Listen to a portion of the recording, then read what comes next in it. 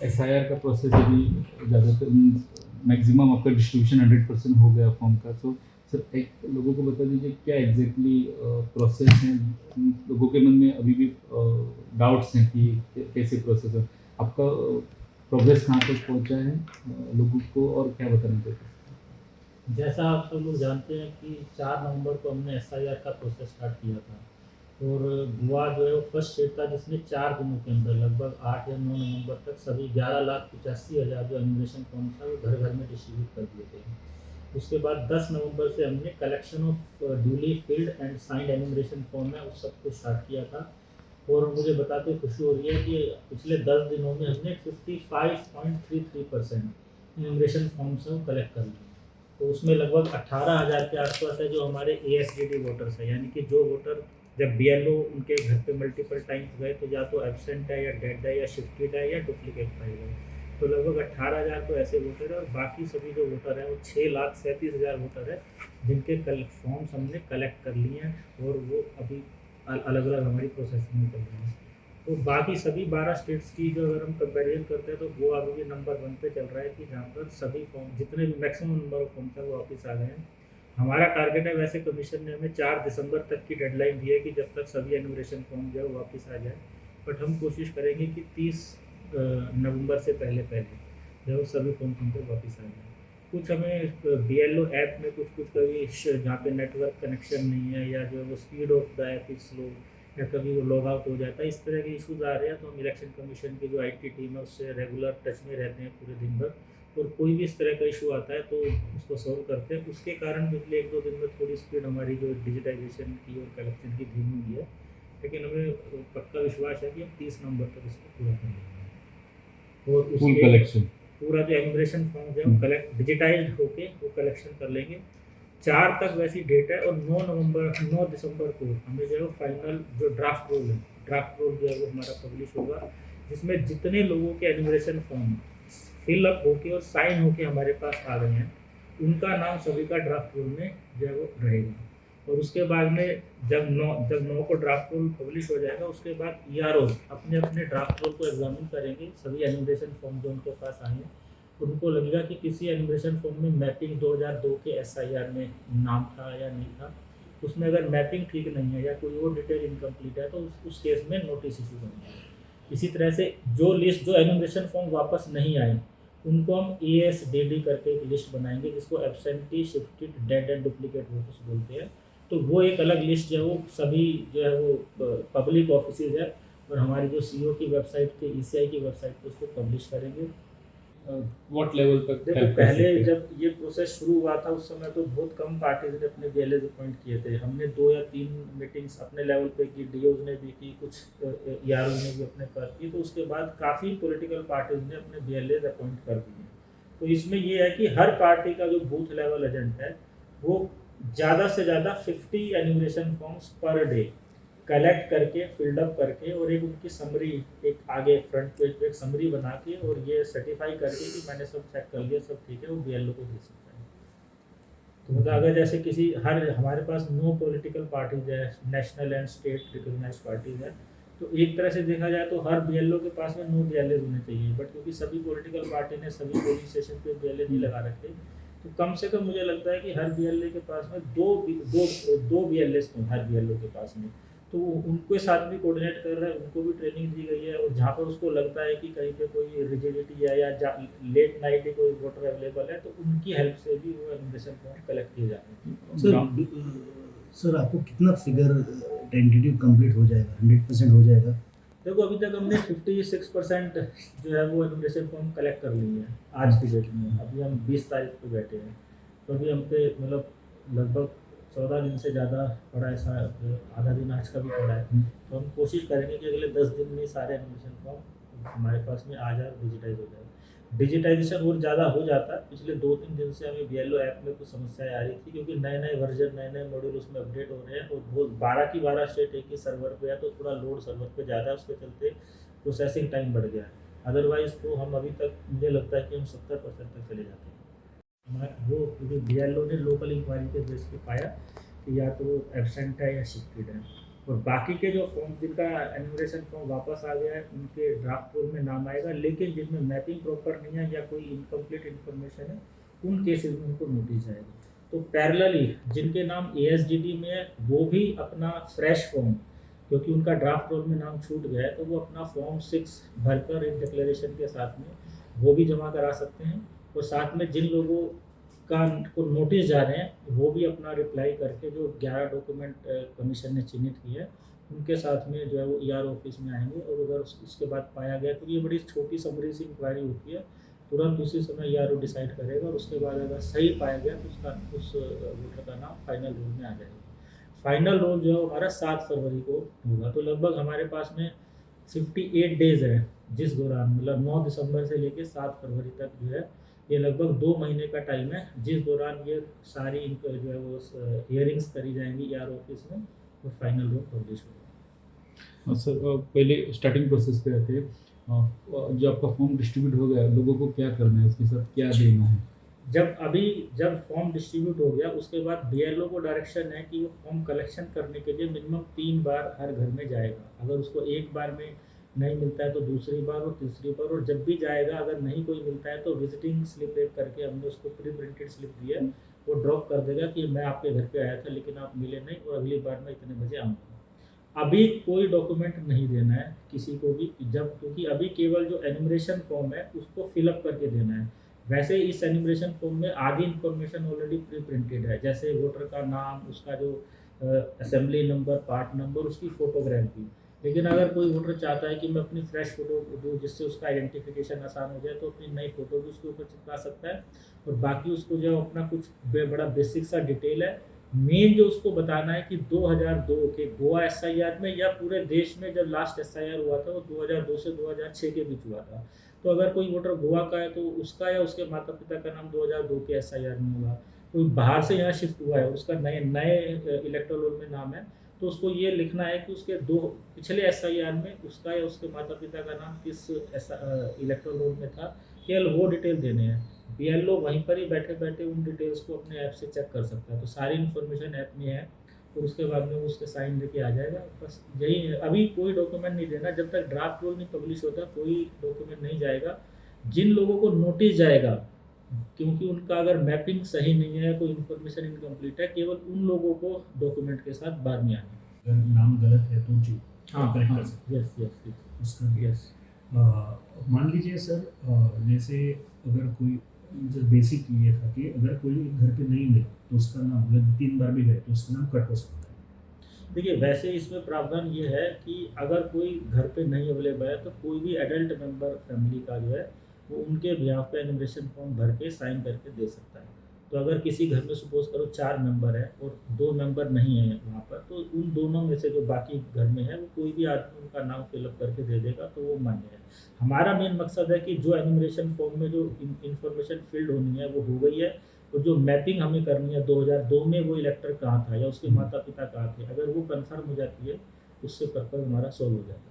सो जो ड्राफ्ट जो रेडी होगा वो ड्राफ्ट में जो अगर उसका मैपिंग ठीक से नहीं हो उसका भी प्रिंट होगा कि उसको अलग से रखें? नहीं, एक बार एनुमरेशन फॉर्म आ गया और साइन होके किसी ने वापस दे दिया तो उसका नाम ड्राफ्ट में आएगा। लेकिन अभी जैसे जो जो एनुमरेशन फॉर्म हम पे आते जा रहे हैं, हर शाम को ERO जो है वो उनको एग्जामिन कर रहे हैं कि कौन से एनुमरेशन फॉर्म है जो प्रॉपरली कंप्लीटेड है और मैप्ड है और कौन से हैं जो मैप्ड नहीं है। वैसे तो सिस्टम से भी ये इन्फॉर्मेशन आ जाएगी, लेकिन हम फिजिकली भी इसको ये प्रोसेस कर रहे हैं। जब हमारा 9 दिसंबर को जब ड्राफ्ट रोल आ जाएगा उसके बाद फिर हम जो है नोटिस इशू करेंगे ये देख के कि किन के केसेस में मैपिंग प्रॉपर नहीं है या गलत मैपिंग है या इन्फॉर्मेशन नहीं है। सो वो क्रॉस चेक करने का मैकेनिज्म सिर्फ BLO के पास होगा या आपके ऑफिस में ERO फैमिली मेंबर नहीं ERO कर सकता?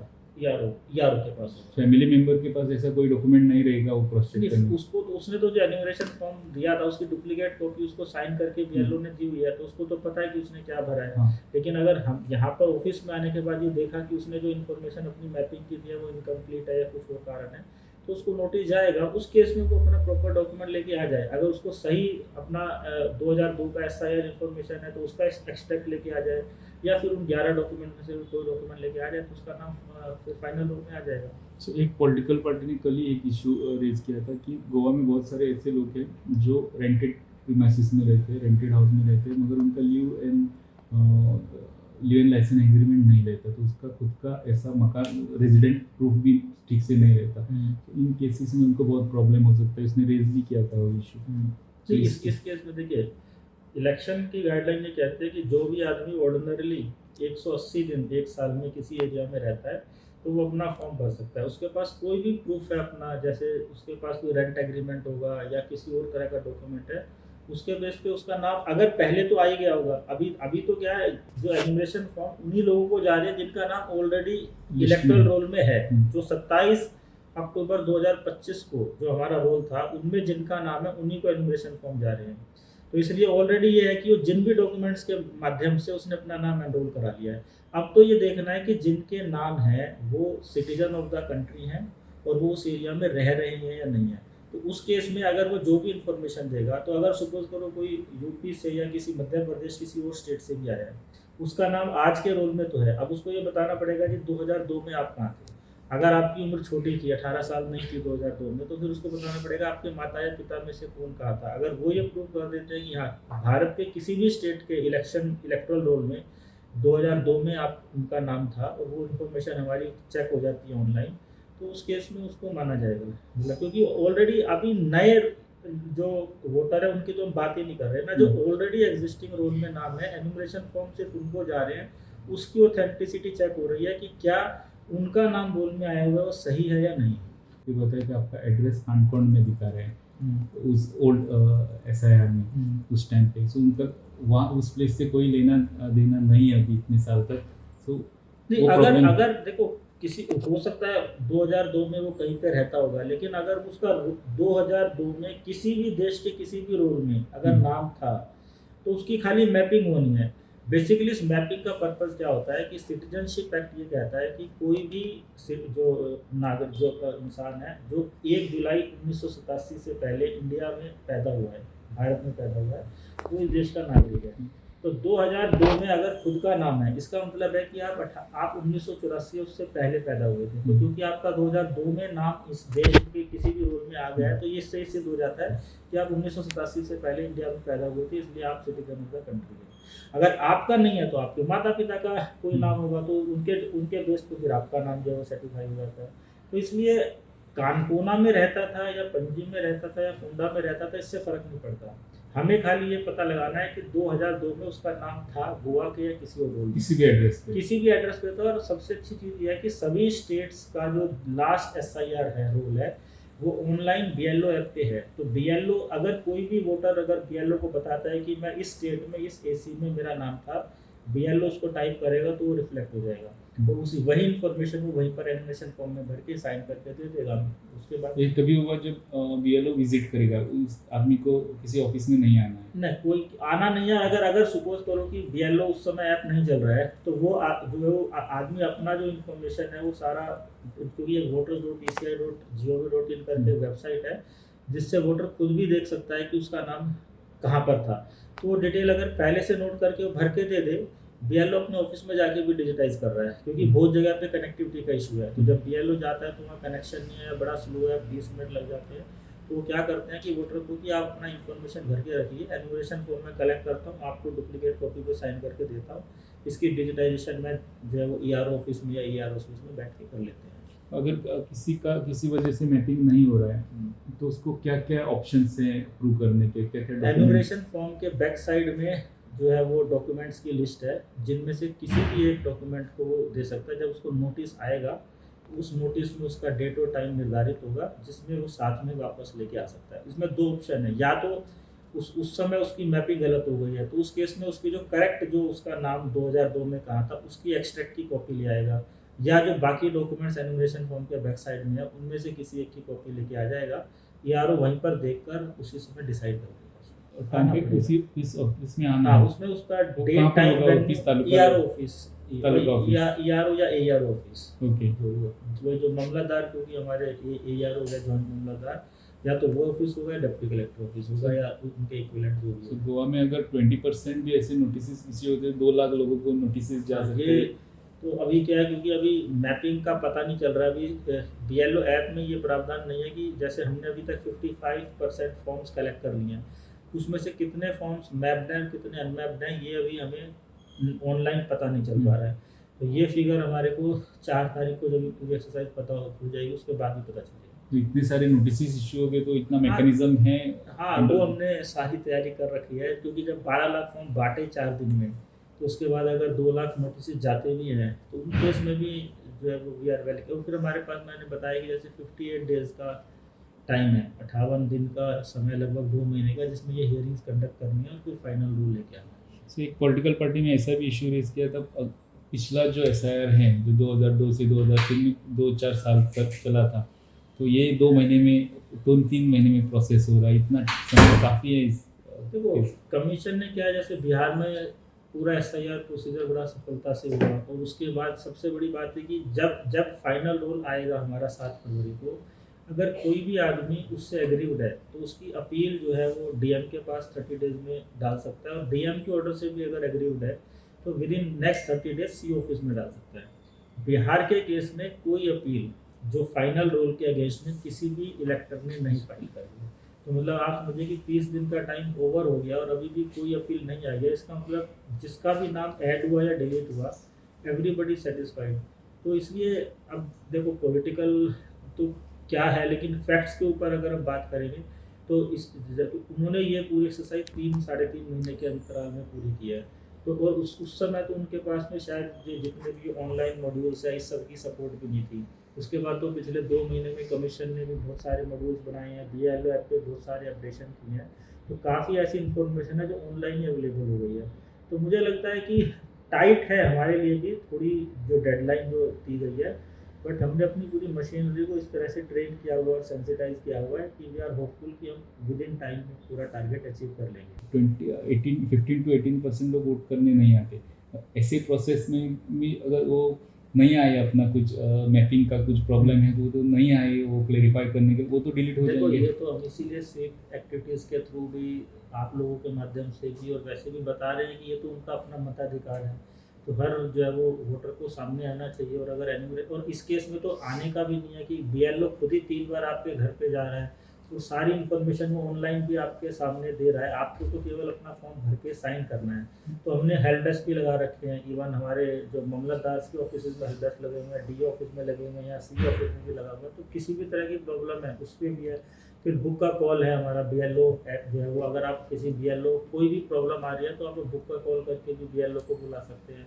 तो इतने सारे प्रावधान है, तो मुझे लगता है कि आजकल लोग बड़े अपने मतलब जो है ना राइट्स को लेके काफ़ी जागरूक है। तो मुझे नहीं लगता कि कोई आदमी इस तरह से अपना वोटिंग का अधिकार जाने देगा, लेकिन हम भी अपनी तरफ से कोशिश करें, क्योंकि जो पूरी SIR एक्सरसाइज है इसका जो सिंगल पंचलाइन यही है कि every eligible voter should be in the roll and every ineligible person should be out of the roll. तो जो भी आदमी जिसको रोल में होना चाहिए हम कोशिश करेंगे कि वो उस रोल में हो। और BLO को सेंसिटाइज किया हुआ है कि खासकर जैसे जो पर्सन विद डिसेबिलिटीज़ है, ओल्ड एज है, सिक पर्सन है, उनके लिए खासकर है कि अगर आपको 3 बार से ज़्यादा भी जाना पड़े या आपको बैठकर उनको जो भी हैंड होल्डिंग करके उनके फॉर्म भरवाने हैं, तो हम वो सारी सुविधाएं उनको देंगे। जो बेडरिडन वगैरह ऐसे आपने बताया, अगर उनके मैपिंग में डिस्क्रिपेंसीज हैं और उसको आप नोटिस इशू करते हो, उसको आप कैसे हेल्प करेंगे? नहीं देखिए, हमने क्या कहा कि जैसे कोई भी एडल्ट मेंबर उस घर का उनके बिहाफ पे फॉर्म भर सकता है। तो अगर कोई भी जैसे किसी के माता पिता में से कोई भी आदमी अगर बेडरिडन है, तो जो भी एडल्ट बच्चे हैं वो अपना फॉर्म भर रहे हैं, तो अपने पेरेंट्स का भी फॉर्म भर के और साइन करके दे सकते हैं। सपोज करो नहीं दिया, तो उस केस में भी दे कैन बी रिप्रेजेंटेड। जो जैसे अगर बेडरिडन है तो वो बता के जो डॉक्यूमेंटेशन है कि he can not move from the bed, उस केस में adult member of the family उनके बिहाफ पे डॉक्यूमेंट्स लेके आ सकता है, और ERO को लगेगा कि हाँ ये उन डॉक्यूमेंट्स में से एक है, तो उसको मैटर सीफेरर का कैसे रजिस्टर हो जाएगा, क्योंकि lakhs of people are on ship, how they will register? नहीं, लेकिन जो शिप पे है पूरा, जैसे ये तो हमारी अवधि जो हमने पहले से अनाउंस कर रखी है कि 4 नवंबर से 4 दिसंबर है। दूसरा, हमने ये नहीं कहा कि खुद वोटर ही अपना एनुमरेशन फॉर्म भरे। एनुमरेशन फॉर्म तो ऑलरेडी उनके घर पे BLO छोड़ के आया है, कोई भी एडल्ट मेंबर उनके बिहाफ पे भर सकता है। तीसरा, ऑनलाइन भी भरने की सुविधा है, तो अगर कोई टेम्परेरली एब्सेंट भी है स्टेशन से, तो अभी तो ऑनलाइन भी फॉर्म भरने की सुविधा है। तो हर तरह की सुविधा दे रखी है, ताकि ऐसा ना हो कि कोई आदमी किसी कारणवश अगर अवेलेबल नहीं है तो उसका नाम छूट जाए रोल से। All options are open. All options are open. So sir और एक क्वेश्चन था कि 4 तारीख का जो डेडलाइन दिया है, मतलब मैंने 2-3 बीएलओ से बात की जी। तो उनसे मालूम पड़ा कि डेडलाइन 4 तारीख का है, तो बहुत सारे लोगों ने ये फॉर्म लेके रखे हैं और वो फॉर्म सबमिट नहीं कर रहे हैं। तो उनको क्या बोल रहे हैं कि हम लोग जब लास्ट डेट आएंगे तभी हम लोग सबमिट करेंगे। तो इसमें दिक्कत क्या हो रहा है कि बीएलओ को भी टारगेट है कि 4 तारीख के पहले उनको अपलोड करना है। तो आपको नहीं लगता था कि वो जो डेट है कि बीएलओ को कलेक्ट करने का डेट थोड़ा एक 4-5 दिन या 8 दिन पहले होना चाहिए था, और अपडेट मतलब उनको जो अपलोड करने का डेट है वो जनरल पब्लिक को मालूम नहीं होना चाहिए था। अभी जब सबको क्या मालूम है कि 4 तारीख, तो बहुत सारे लोग क्या कर रहे हैं कि लेके बैठे हैं सर, वो सबमिट नहीं कर रहे। तो उसमें ये दिक्कत हो सकता है ना कि लास्ट में डेडलाइन मीट करना तो सबको ही है, तो उसकी वजह से वो डिले। देखो वैसे इसीलिए मैंने आपको कहा कि कमीशन ने हमें 4 दिसंबर की डेट दिया है, हाँ। लेकिन हमारा टारगेट है कि हम 30 नवंबर तक सभी फॉर्म्स कलेक्ट कर लें। अगर डिजिटाइज ना भी कर पाए तो एटलीस्ट हम सभी जो enumeration forms fulfilled up collect कर लें, ताकि बीएलओ जो है वो इवनिंग में जब थोड़ा सा फास्ट होता है जो है वो सर्वर भी, तो उस समय सारे अपलोड हो जाए। तो वो हमने प्रावधान रखा है। दूसरा इसीलिए हम बीएलएस की हेल्प ले रहे हैं, बूथ लेवल एजेंट्स जो पॉलिटिकल पार्टीज के रिप्रेजेंटेटिव्स हैं। हमने बीएलओ को बोला है कि अगर कहीं पर ऐसा लगता है कि कोई वोटर ज़्यादा रिजिड है, रेसिस्टेंट है और कोऑपरेट नहीं कर रहा है, तो क्योंकि तो फिर पॉलिटिकल पार्टीज भी स्टेक होल्डर है इस पूरे प्रोसेस में।